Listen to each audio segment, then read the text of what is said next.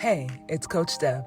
Welcome to the Get Down with Deb podcast, where whole food, plant-based living takes center stage. This is where the healing begins. Get down with Deb. Plant-based power in your soul. Get down with Deb. Whole foods takes control. But where do you get your protein from?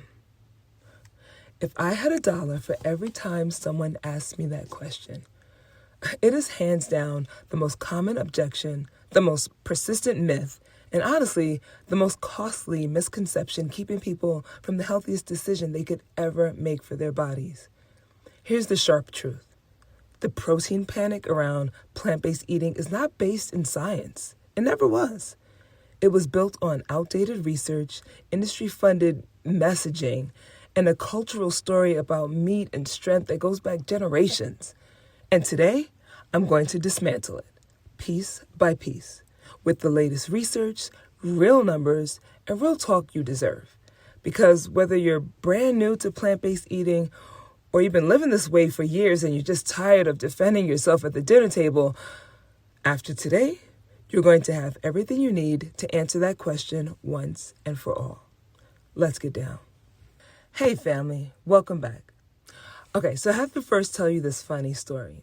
I don't know if it's funny, but here's the story. So a few weeks back, I was at a church event.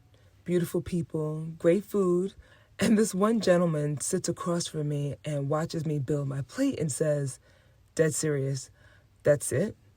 No chicken? Well, how do you get your protein? And I just smiled because one, everyone knows me at this church and they know how I eat, so he must have been new. And also because here's what I know. That question is never really about protein itself. It's about trust. It's about everything we've been taught about what a real meal looks like. It's about that deep cultural story that says meat equals strength equals health. And I get it. I grew up in that story too. But I've spent years studying the research, and what I now know is this. That story has been costing us our health. Literally. The communities being hit hardest by chronic disease. The Black and brown communities. Communities with less access to health care. The same communities that have been most aggressively marketed the idea that animal protein is the foundation of health. That ends today. Let's talk about what the science actually says. In 2025, researchers at Tufts University published a comprehensive analysis in the American Journal of Clinical Nutrition, examining protein quality and health outcomes across dietary patterns in a cohort of over 8,000 adults followed for 12 years. The title, Dietary Protein Source and Long-Term Cardiometabolic Risk, a Prospective Analysis. Sounds fancy, right? Really, what's important? The findings. People who got the majority of their protein from plant sources, legumes, whole grains, nuts, seeds, and soy, had significantly lower rates of cardiovascular disease, type 2 diabetes, and all-cause mortality compared to those relying primarily on animal protein. And crucially, they had no markers of protein deficiency. None. Here's a quote I keep coming back to. Contrary to persistent cultural messaging, plant-based dietary patterns provided adequate protein intake in all age groups studied, with measurably superior cardiometabolic outcomes compared to animal protein-dominant diets. In other words, despite what we've been told, people of all ages can get enough protein from plant-based foods and can have better overall heart and health results than people eating mostly animal foods. Now let's clear up the two specific myths I hear most because both need to go. Myth number 1, plants don't have enough protein. False. Legumes alone, lentils, chickpeas, black beans, they pack 15 to 20 grams of protein per cooked cup. Tempeh has 31 grams per cup. Edamame, 17. Hemp seeds, they deliver 17 grams in just 3 tablespoons. The math absolutely works. Myth number 2, plant proteins are incomplete. They're missing essential amino acids. This one is outdated, and I need you to hear this clearly. You do not need to combine proteins at every single meal. Your body maintains an amino acid pool throughout the day. As long as you're eating a variety of whole plant foods over the course of the day, which you would naturally do on a whole food plant-based diet, you're getting all the amino acids you need. This idea of protein combining came from a book in the 1970s, and the author herself later retracted it. Check the show notes for more information. We have known this for over 40 years, and yet the myth still lives on. The practical takeaway? Stop obsessing over protein grams. Just start eating a colorful variety of whole plant foods. The protein takes care of itself, and your health goes right along with it. So let's have some real talk for a second, and I want to go a little bit deeper here. I know some of you are nodding along right now, but you're also thinking, yo, Deb, this is great, but try explaining this to my mother. Try telling that to my husband. Try explaining this at Thanksgiving. Try explaining this to my doctor who keeps asking me if I'm getting enough protein. I hear you. The social pressure around food is real.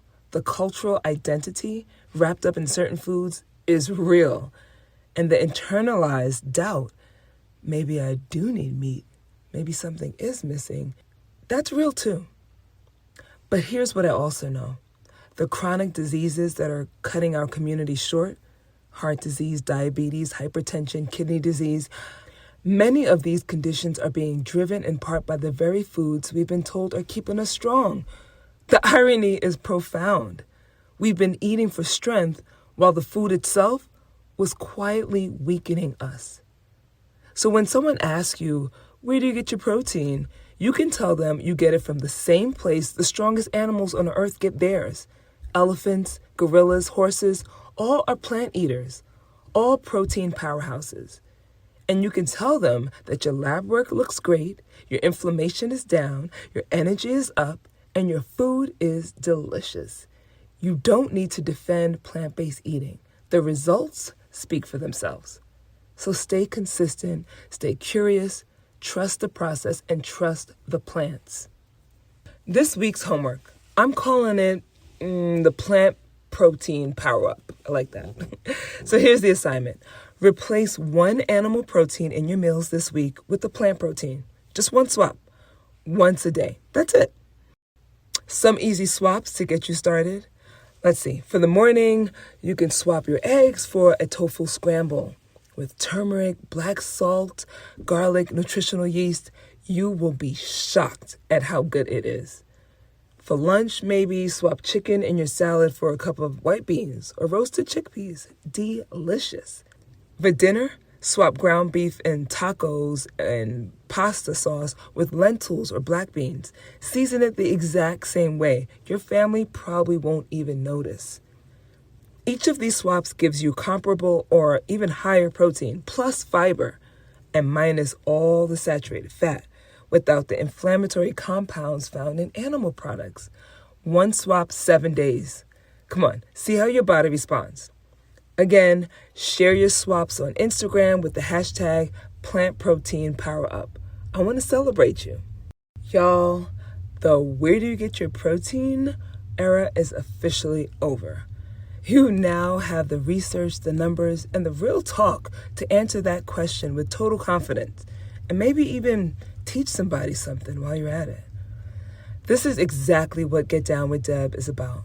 Taking the science out of the ivory tower and putting it on your kitchen table where it belongs. If this episode helped you, share it.